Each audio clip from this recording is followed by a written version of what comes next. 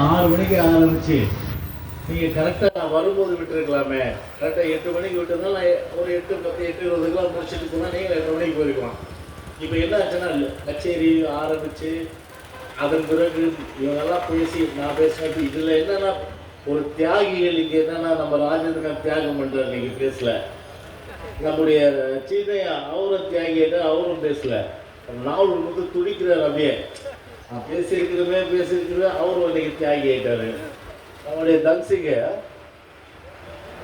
அது அவர் மைக் பெரிய அதாவது சொன்னேன் துடிக்கிறவருக்கு.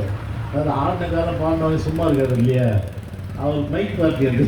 அதனால அவர் வந்து பேசாமல் இருக்க முடியாதனால இன்னைக்கு போய் வட போச்சனான்ற மாதிரி மைக் போச்சு.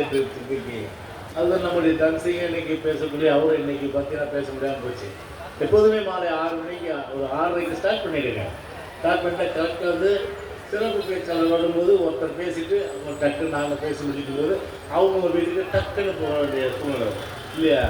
அதனால் வந்து இப்போ லேட் ஆகி போச்சு. இருந்தாலும் அம்மாவை பற்றி சில வார்த்தை 2-3 வார்த்தை பேசிட்டு நான் வச்சுறேன். இன்னைக்கு யாருடைய பிறந்தநாள்?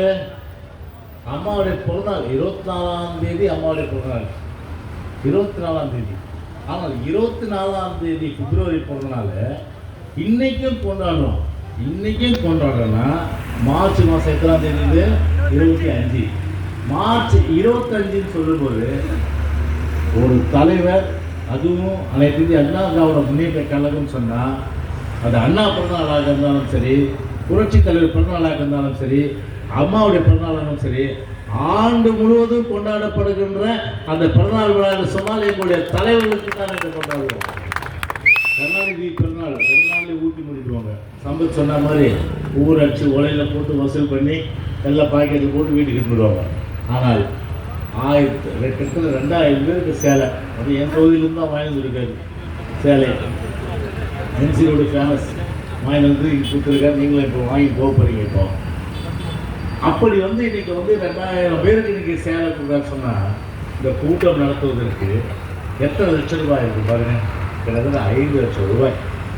5 லட்சம் ரூபாய் சொன்னாங்கன்னா ஒவ்வொரு அனைத்து இந்திய அண்ணா திராவிட முன்னேற்ற கழகத்தோட அது அண்ணா பிறந்தநாளாக தான், தலைவர் பிறந்தநாளும் சரி, அம்மா பிறந்தநாளும் சரி, தன்னுடைய சொந்த காசில் செலவு பண்ணுகின்ற ஒரு தொண்டன் இயக்கம்